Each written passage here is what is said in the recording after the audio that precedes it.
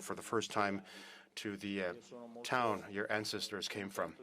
I am very happy to have had this opportunity to meet. And as I reiterated to Secretary Pompeo, Italy is an ally of the United States. We are part of the Atlantic Alliance, and we wish to be protagonists within the Atlantic Alliance. We want to be protagonists within NATO. We want to be protagonists in stimulating our age-old alliance towards new challenges, new diplomatic challenges, challenges which, of course, have to do with our country's stability, growth, and economic and social growth. It was a real pleasure for me to be able to discuss some important issues with you, issues which are at the very core of our concerns, of course, issues such as the crisis in the Mediterranean, with a special focus on Libya. We talked about the stability of Libya, which is an essential dossier as far as we're concerned, and it isn't just linked to our concerns with migration. It's also linked to our concerns with a possible terrorist risk. You all know that Libya is very close to Italy. Its territorial waters are waters in which sometimes our fishing boats go into, and therefore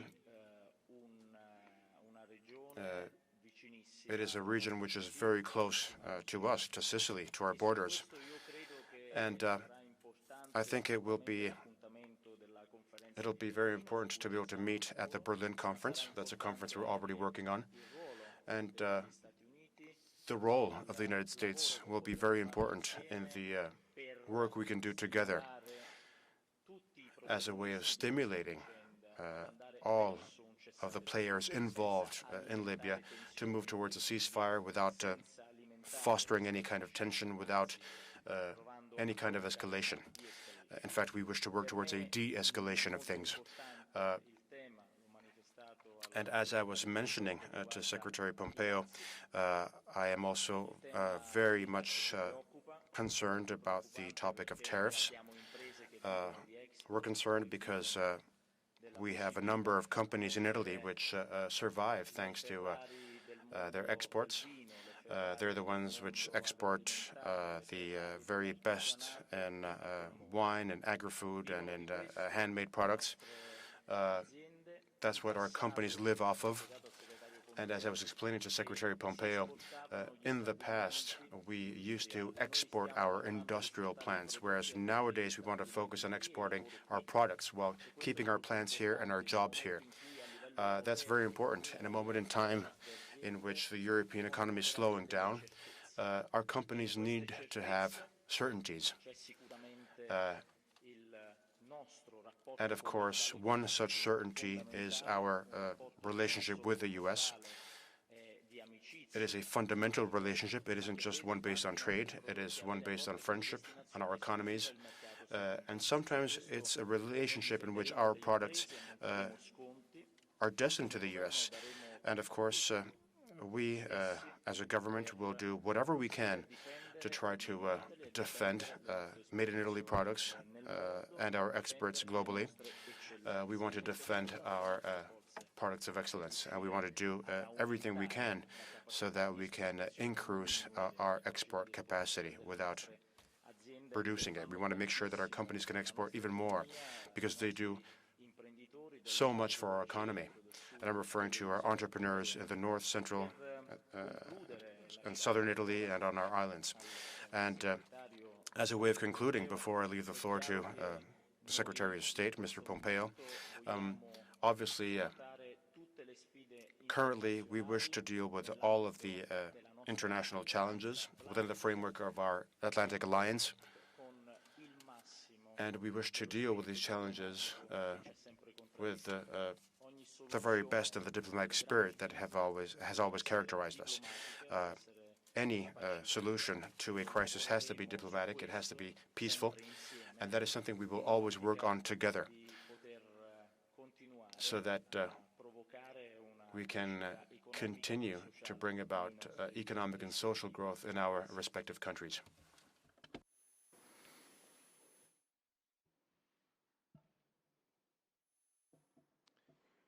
Good afternoon, everyone. Thank you, Foreign Minister Di Maio. Grazie. You have been most gracious host, had wonderful meetings with President Mattarella and Prime Minister Conte yesterday. Truly excellent hospitality in the finest Italian tradition. I look forward to showing your president Italian-American hospitality when it comes to Washington in just a couple of weeks. We're both smiling because the deep and abiding ties between the United States and Italy are very personal for me. As the Foreign Minister said, I'm one of 20 million Americans who proudly claim Italian heritage, and the first one ever to serve as Secretary of State. Tomorrow I'll get a chance to go visit my ancestral home in Abruzzo, and I'm looking forward to meeting all my cousins. I hear the food is worth meeting as well. We had an excellent discussion today about the close cooperation that lies ahead for the United States and the new Italian government. That cooperation will be well served by President Trump's already strong relationship with President Mattarella and Prime Minister Conte. But our true bonds come from the central shared value set, the commitment to the same principles of democracy, the rule of law, and respect for human dignity. I was pleased to affirm America's commitment, in particular religious freedom, earlier this morning at a conference that was held at the Vatican. Our principles together have produced a security partnership that has helped underpin peace and stability in the West for decades. We're very grateful for what Italy has done and its active leadership in Libya and in North Africa, as well as in Iraq and Afghanistan. And I'm also grateful that 30,000 men and women of the United States military, DoD civilians, and their family members can call Italy their temporary home. You are a wonderful host for them, and we appreciate that. I know, too, that we can do more together. We should keep using the U.S.-Italy strategic dialogue to find ways to improve stability on Europe's southern frontier and grow our security cooperation in the Mediterranean. And we should continue to stand united against Iranian aggression. European nations have begun to wake up to the fact that Iran is the aggressor, not the aggrieved, and the fact is also clear from Italy's decision not to renew Mahan Air's access to Italy, and we're very grateful for that. I've asked for Italy's support too, and we talked about today the necessary task of confronting Nicolas Maduro for his repression and the socialist mismanagement that has taken place in Venezuela. EU sanctions should be enforced against Russia until such time that the situation changes materially. And finally, Italy is a friend and a sovereign nation with the right to make its own choices, but as I've done in Budapest and Bangkok, I urge my Italian friends to see how China uses its economic power to cultivate political influence and erode sovereignty. I raised concerns about China's zero-sum predatory approach to trade and investment and what it could mean throughout Europe and Africa and the world at large. These are complicated issues with no easy answers, but my obligation is to speak the truth about these threats, a set of common threats which will continue to create confidence in our two peoples, that our partnership between our two countries will remain strong and enduring. Thank you for... Thank you very much.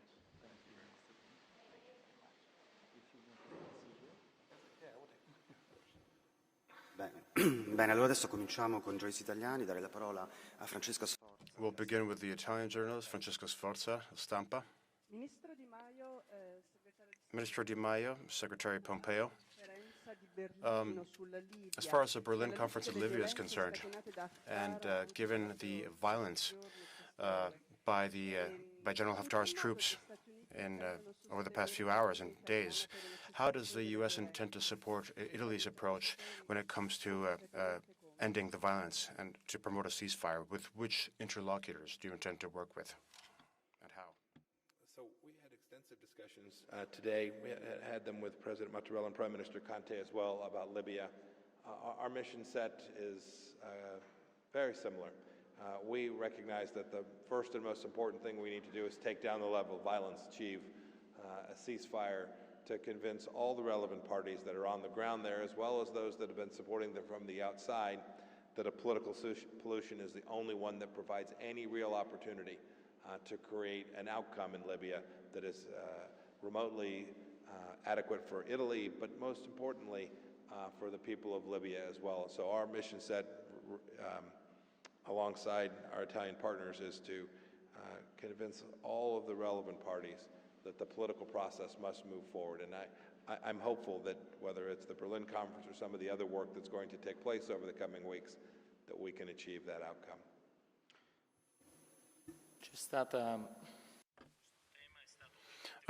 This topic was obviously one which was discussed during all of the talks we had last week in New York during the UNGA. And we agree on the principle that in order for there to be a ceasefire, there should be no countries which stimulate this conflict on the one side and on the other. And the moral suasion that a country like Italy can have is very important on some of the players involved in the conflict, be they Libyan players or non-Libyan players. But of course, the moral suasion that a world power like the U.S. can exercise is just as important. And we believe that the Berlin Conference, if prepared adequately, and by involving the players in the conflict as much as possible, we feel that this can lead to a further step forward. Of course, the step forward has to lead to a ceasefire, and it has to lead towards a political process that can lead to the stabilization of Libya. Vincenzo Nigro, La Repubblica. Good morning. I'd like to ask both of you to discuss the Iran issue in greater detail. Secretary Pompeo, do you think that returning to a negotiation, be it a direct or indirect negotiation, we all read about the alleged phone call between President Trump and President Rouhani at the UN, but does the Department of State favor a renewal in talks, and is it willing to reduce this maximum sanctions policy against Iran? And then I'd also like to ask Minister Di Maio, in your introductory speech, you said that Italy continues to prefer a diplomatic and political discussion to most serious crises in the world. And as far as the Mediterranean is concerned, of course, the most serious crisis is the Iranian one. Secretary Pompeo also mentioned Mahan Air, an Iranian airline company. I didn't understand if Italy will be willing to sanction that airline too. And one final remark. Today, I think, marks the anniversary of the killing of the Saudi journalist, Mr. Khashoggi. Do you think that that murder will have an influence on the way in which our government looks towards the main players in the Middle Eastern region? Let me start answering by saying that it's obvious, it's clear that we agree on the fact that as far as the Italian government is concerned, but more generally speaking, the approach to any crisis has to be one which tends towards a de-escalation of things. Of course, that doesn't mean being neutral towards a region in which certain tensions exist, and Italy is concerned about these tensions. As far as the Mahan Air dossier is concerned, in the next few days, I imagine the authorities which deal with air routes will be delivering their decisions. Our policy has been consistent for the now 2.5 years of the Trump administration. The Islamic Republic of Iran is the world's largest state sponsor of terror and the primary destabilizing force throughout the Middle East. Our strategy has been to deny them the wealth and resources that they have used for 40 years now to conduct assassination campaigns right here in Europe, to engage with militias all around the world, to disrupt and gain political influence, to conduct terror campaigns around the world, and as we've seen in the last half dozen months, take European ships off the water in the Straits of Hormuz, to conducting attacks into Saudi Arabia, taking over 5% of the world's energy supply off the market. This is the Iran that the world confronts, and the United States and Iran confront it, the United States and Italy confront it together. Our theory is working. Hezbollah has fewer resources today than it did before. The Iranian leadership is having to make difficult decisions about resource allocation inside of their own country, and we remain hopeful that there will be an opportunity to discuss with the Iranians the path forward. President Trump has said repeatedly, we are working every day to deter with the maritime initiative that we have in the Strait of Hormuz, to de-escalate, and to create opportunities for diplomacy. That's the approach that we have taken. It's the one that we'll continue to take. Morgan, your turn. Matt Lee, Associated Press. Hi, thank you. Mr. Secretary, sorry, this is going to be the second time in a week I have to ask you about something that's going on in Washington while we're not in Washington. This relates to the Ukraine situation and what's going on the Hill. First of all, is it correct that you were on the phone call that President Trump had with President Zelensky on July 25th? And if so, are the accounts that we've all seen of it, including the transcript or partial transcript released by the White House, accurate and complete? And if you were on the call, did you hear anything on that in the conversation that raised a red flag, anything inappropriate, or anything that gave you any concerns? And then secondly, you said last week that you, as far as you knew, everyone at the State Department had acted appropriately in regards to Ukraine, including yourself. And so is that still the case? Is that still your belief? If it is, why object to the demand for deposition from the House committees on the Hill? And then do you have any concerns at all about what the State Department Inspector General is going to be briefing to Hill staffers later today? Thank you very much. Thanks, Matt. I'll try to answer questions 4 through 7 first, and then 1 through 3 after that. Back to first principles. The predicate of your final question about objecting to what the folks on Capitol Hill have asked is fundamentally not true. What we objected to was the demands that were put that deeply violate fundamental principles of separation of powers. They contacted State Department employees directly, told them not to contact legal counsel at the State Department. At least that's been reported to us. They said that the State Department wouldn't be able to be present. There are important constitutional prerogatives that the executive branch has to be present so that we can protect important information. So our partners, countries like Italy, can have confidence that the information that they provide the State Department will continue to be protected. And so the response that I provided to them was one that acknowledged that we will, of course, do our constitutional duty to cooperate with this co-equal branch. But we are going to do so in a way that is consistent with the fundamental values of the American system. And we won't tolerate folks on Capitol Hill bullying, intimidating State Department employees. That's unacceptable, and it's not something that I'm going to permit to happen. As for was I on the phone call, I was on the phone call. The phone call was in the context of, now I guess I've been the Secretary of State for coming on a year and a half. I know precisely what the American policy is with respect to Ukraine.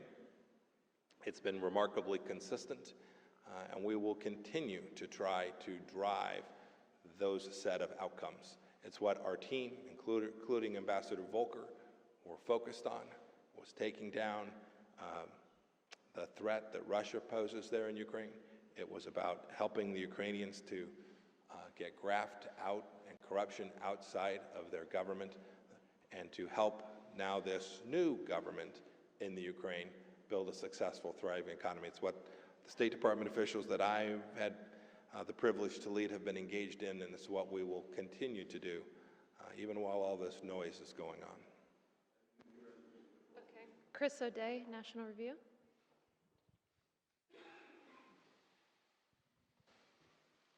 Thank you both for being here.